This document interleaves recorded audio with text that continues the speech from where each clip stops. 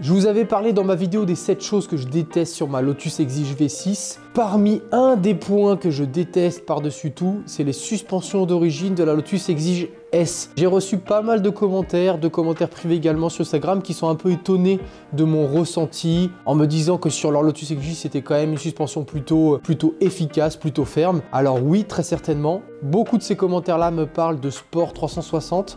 Et c'est totalement différent avec la Lotus Exige S. Les suspensions de la Lotus Exige S sont vraiment des suspensions standards, très orientées GT, très orientées souple. Et pour le coup, dans les cols de montagne, voire sur circuit, ça pompe beaucoup, même au niveau du rebond. Ça a tendance à pas mal claquer. Et moi, j'arrive à faire frotter, alors que je ne suis pas rabaissé, j'arrive sur des compressions à faire frotter les pneus dans les ailes. Donc c'est quand même très problématique pour une voiture de sport avec la garde au sol d'origine. Pour remédier à cette problématique, j'ai décidé tout simplement de changer de suspension. Ma voiture est un petit peu kilométrée, elle a plus de 40 000 km. Peut-être aussi que les suspensions d'origine sont un peu fatiguées. Donc j'ai décidé une nouvelle fois de faire confiance à Régis de Shaft Racing pour la réalisation de mes suspensions sur mesure. Je lui ai déjà fait faire des suspensions sur mesure pour la Lotus Elise qui est juste derrière. Donc un setup complètement track pour cette voiture-là. Je suis parti finalement après discussion avec plusieurs personnes, notamment avec Zavaroni, Leggera Passion qui est vers Valence, qui est spécialisé dans la prépa des Lotus Exige, particulièrement des V6. On a discuté avec ces deux personnes-là, donc ce petit trio, pour essayer de définir un petit peu quel setup me conviendrait le plus. Et finalement, d'un setup plutôt road and track, on est parti finalement sur un setup track,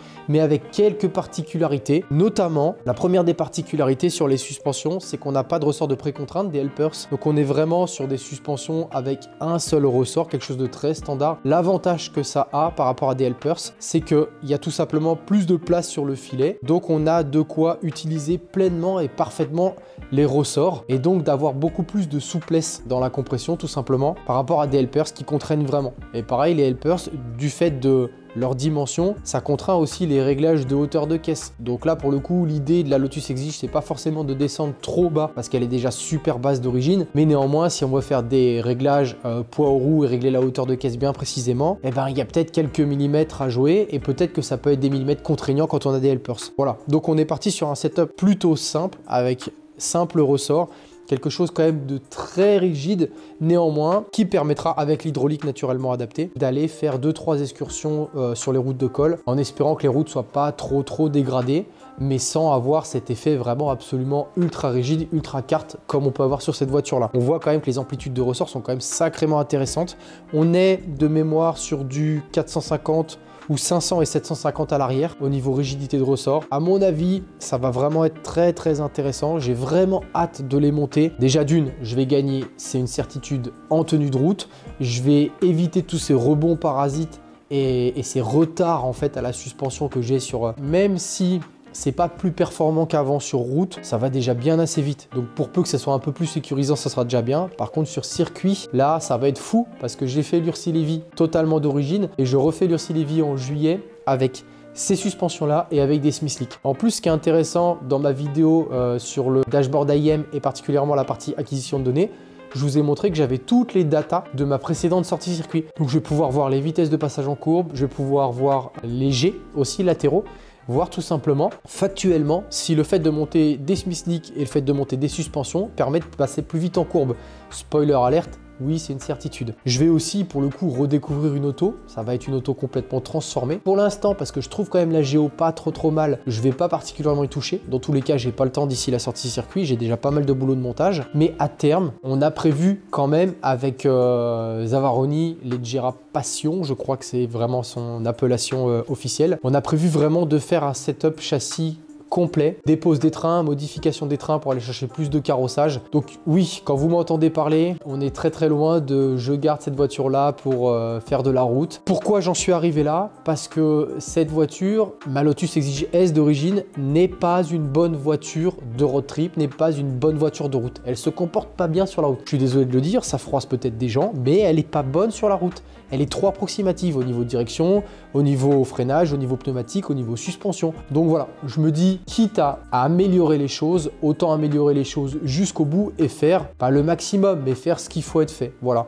quitte après à décliquer pour pouvoir avoir un peu plus de souplesse sur la route. Mais voilà, se dire que dans tous les cas, on a un setup au poil optimisé pour faire du track day et qui peut sortir quand même sur route. Dans tous les cas, ça ne sera pas pire que d'origine. Xavaroni va modifier les trains pour apporter plus de carrossage, notamment à l'arrière. Modifier aussi tout ce qui est biellette de direction à l'avant. Pareil, pour modifier un petit peu toutes les valeurs de géométrie qui sont contraignantes et qui brident d'origine avec les pièces qui sont installées. On peut pas avoir trop de carrossage, voilà, tout ce qui est braquage induit, tout ça, ça pose quand même pas mal de problématiques avec les pièces d'origine. Et aussi pour avoir plus de précision sur le train avant, notamment changer les barres anti-roulis, mettre des barres anti-roulis plus grosses pour avoir un train avant un peu plus incisif et un train arrière un petit peu moins pâteau. Le train arrière, il est vraiment soudé au sol, ça part pas du tout, c'est vraiment quelque chose d'impressionnant. Néanmoins, on sent que c'est un petit peu pâteau, on sent que c'est vraiment trop souple, il y a trop de jeu, il y a trop de compromis. Voilà, je suis pas forcément fan particulièrement dans une Lotus. On attend quand même beaucoup plus de précision. Donc oui, au niveau redondance avec les deux voitures, c'est clair, on y est. Il y a une voiture de course derrière moi, taillée pour les petits et moyens circuits jusqu'à 210 km/h. Et après, on a la Lotus Exige qui est tapée plutôt pour les routes de col, les belles routes de col, et pour les grands circuits type Dijon, type Castellet, type Magny-Cours. On est plus vraiment sur cette configuration-là. Donc là, c'est vraiment un luxe d'avoir deux voitures très optimisées sur piste. Mais bon, voilà, il faut se rendre à l'évidence. C'est le type de voiture que j'aime, c'est la typologie d'automobile que je recherche. Et c'est ce que je recherche dans mes roulages. Voilà. Je cherche quelque chose de rigide, de ferme, de très efficace, de très précis. Et je ne tolère pas la souplesse, je ne tolère pas les approximations et la mollesse. Je pense que là, avec ces pièces-là, je vais vraiment être servi niveau rigidité. J'ai vraiment hâte de les monter. Comme d'habitude, je pense qu'avec Shaft Racing, ça va super bien se passer, que ça va se monter relativement facilement. Régis, c'est quand même quelqu'un de très communicant, donc il m'a donné pas mal d'infos. Il m'a envoyé des photos, les particularités de la voiture, le montage particulier notamment de la suspension arrière sur les Lotus Exige V6, il y a quand même pas mal de petits points à savoir. Pour faire un petit focus sur Shaft Racing, c'est une société qui est vraiment connue dans le milieu Lotus parce qu'ils en ont fait des dizaines voire des centaines. Donc sur les forums, ils ont plutôt vraiment une très bonne presse. Au niveau rapport qualité-prix particulièrement, c'est très bon, voire imbattable. Pour le prix de suspension Nitron de base, Road & Track, on a un setup de suspension vraiment défini en fonction de son cahier des charges, en fonction de son utilisation. On reste sur des une voie, c'est pas plus mal. Il vaut mieux des une voie bien réglées que des deux voies et des trois voies qu'on ne sait pas régler. Ça, c'est une évidence. On a tendance à acheter des machines de guerre et après, on se retrouve dans la panade. Il vaut mieux avoir quelque chose de simple. Ici, il n'y a pas 36 réglages. Particularité aussi, ce que j'apprécie, c'est que les hauteurs de caisse sont réglées avec les longueurs de tige.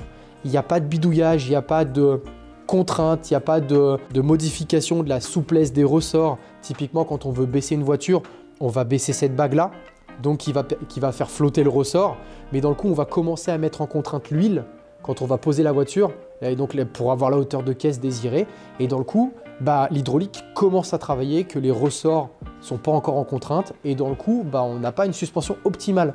Là, vous voyez que les ressorts sont en contrainte, l'hydraulique n'a pas commencé à bosser, elle est tout pile armée, et voilà, et la hauteur de caisse est définie. On a un petit delta de plus ou moins 5 mm pour pouvoir régler les hauteurs de caisse, mais vraiment, on a la suspension optimale. Et c'est ce que je reproche, moi, sur les combinés filetés d'origine, c'est que justement, cette bague-là, elle n'est pas faite pour régler la hauteur de caisse. Elle n'est pas faite pour péter 3 cm, parce que justement, tu agis après sur l'hydraulique et sur les ressorts. Et ça, personne ne le sait déjà. Personne ne le sait. Tant qu'on ne discute pas avec Régis, on ne le sait pas. Et on se retrouve avec des suspensions, pour le coup, mal réglées et pas optimisées. C'est clair, pas optimisées. Hauteur de caisse réglée d'origine avec les bonnes longueurs de tige. Les ressorts, la précontrainte des ressorts et l'hydraulique définie en fonction de la volonté et de l'utilisation. On se retrouve avec du sur-mesure au prix du prêt-à-porter. Et ça, vraiment, c'est exceptionnel. Shaft Racing fait aussi de la préparation de tout autre type de suspension. Si vous voulez aller préparer, changer l'hydraulique, les ressorts de vos nitrons, vous pouvez parfaitement le faire chez lui.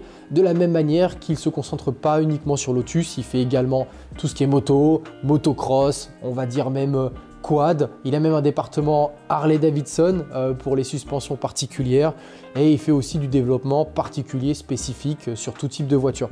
Donc voilà, n'hésitez pas à le contacter, je pense que vous apprendrez beaucoup de choses, et il vaut mieux acheter quelque chose de simple, réglé spécifiquement en fonction de votre cahier des charges, que acheter une grande marque parce que ça fait bien et sans pouvoir les régler. Ça, c'est vraiment quelque chose qu'il faut garder à l'esprit.